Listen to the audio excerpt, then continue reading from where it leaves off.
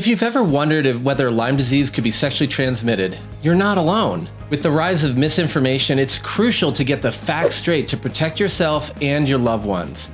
Understanding the true risks can help you to make informed decisions about your health and also prevent unnecessary fear. By the end of this video, you'll have a clear understanding of what the science really says about the possibility of sexual transmission of Lyme disease, allowing you to navigate your health choices with confidence. Don't let myths and scare tactics cloud your judgment. Knowing the truth could be the difference between unnecessary panic and informed action. Hey everyone, Dr. Tom Moorcroft here today, and we're going to address a topic that's been creating quite the buzz, and that's, can Lyme disease be sexually transmitted?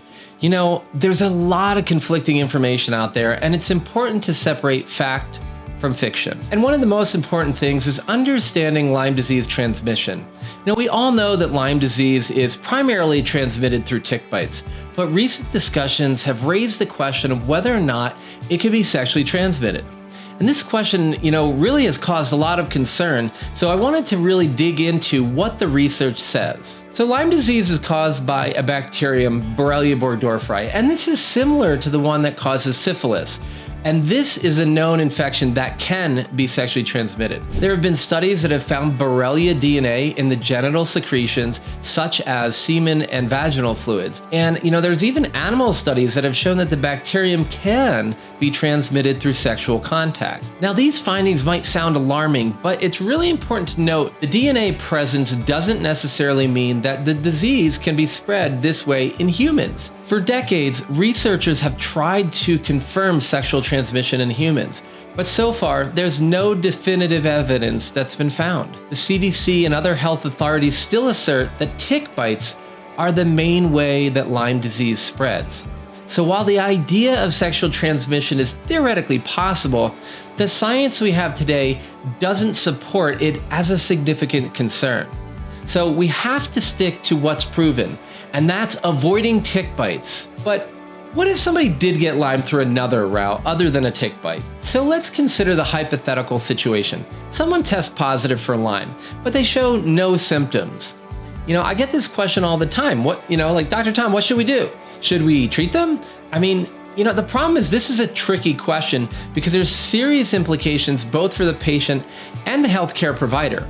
On one hand, we're, not treating a positive test might seem like a gamble. What if that disease flares up later on and then someone comes back looking at the healthcare provider going, hey, you should have treated me earlier. But on the other hand, if we're treating someone who has no symptoms, then that could actually cause more harm than good. Antibiotics, while they're very effective, aren't without risk, and they can cause side effects. And these symptoms could be confused with things like a die-off or Herxheimer reaction, and that could actually lead to someone being inappropriately diagnosed with Lyme disease. So anyone who's had Lyme disease knows you don't want it, and you certainly don't want to be diagnosed with it if you don't really have it. The challenge is that Lyme disease is a clinical diagnosis supported by our lab data. So if we don't have a clinical diagnosis, we don't have clinical symptoms, then what the heck are we doing even ordering the test, much less treating that person? So really the best science that we have suggests that if someone's asymptomatic, there's really no need to treat them aggressively. However, this leaves doctors in that tough spot, If they don't treat, something goes wrong later, well, then they might be held responsible.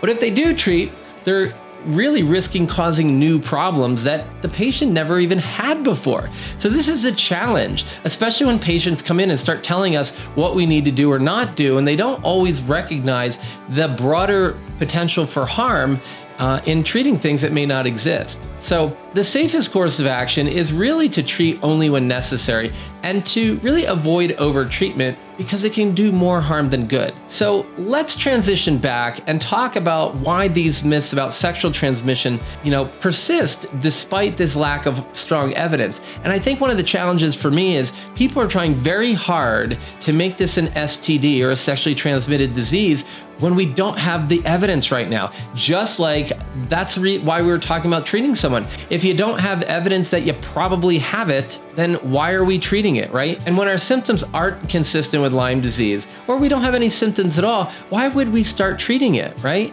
This is one of the dangers of misinformation. Misinformation in the Lyme disease community is completely rampant, especially when it comes to transmission. Some people, often with good intentions, are spreading these crazy unproven theories that can cause unnecessary fear and panic. In addition to the question of sexual transmission, I've heard things like mosquitoes are transmitting Lyme.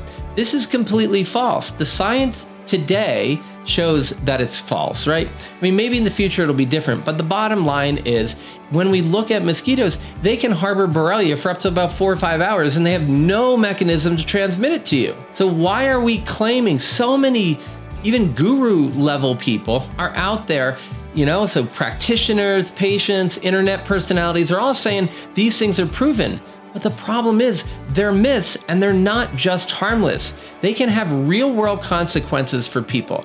So, for instance, if people start believing that Lyme is easily sexually transmitted and that sexual transmission is commonplace, then they might demand unnecessary testing or treatment, which, as we've already talked about, can lead to additional problems.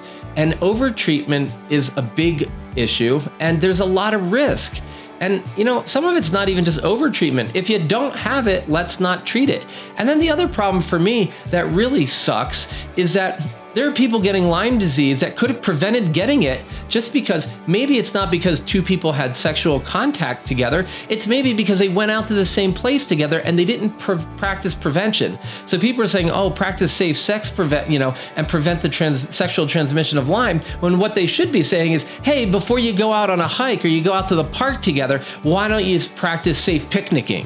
Why don't you practice safe being in your backyard? Because this is where you're more likely to get Lyme. And worse yet, all these myths can marginalize those who are genuinely suffering from tick-borne illnesses. As the attention shifts to unproven transmission methods, instead of focusing on the transmission methods we know that happen and providing effective early diagnosis and treatment for those who are exposed. And misinformation can also lead to stigma. With people fearing contact with loved ones who have Lyme disease based on unfounded fear.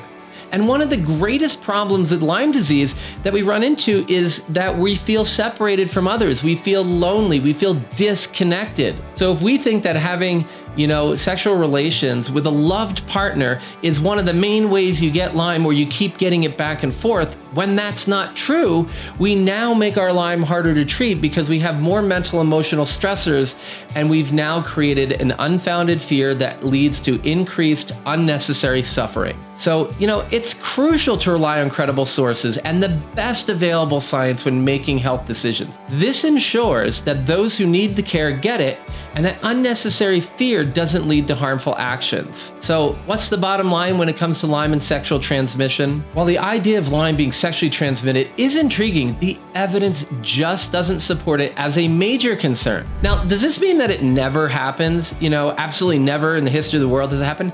No, but what we need to do is stick to what we do know, is that the primary mode of transmission of Lyme is tick bites. The bite of an infected Ixodes tick. So let's avoid those tick bites. If you get bitten, get evaluated. If necessary, get treated early. And if you suspect you have chronic Lyme disease, work with a highly qualified healthcare practitioner who not only has exceptional training, like those practitioners who are part of my Lyme disease practitioner certification and mentorship program, but also someone who combines the best scientific evidence with a patient-centered approach that focuses on you and not an algorithm, a guideline, or even dogma. And don't let misinformation lead you astray.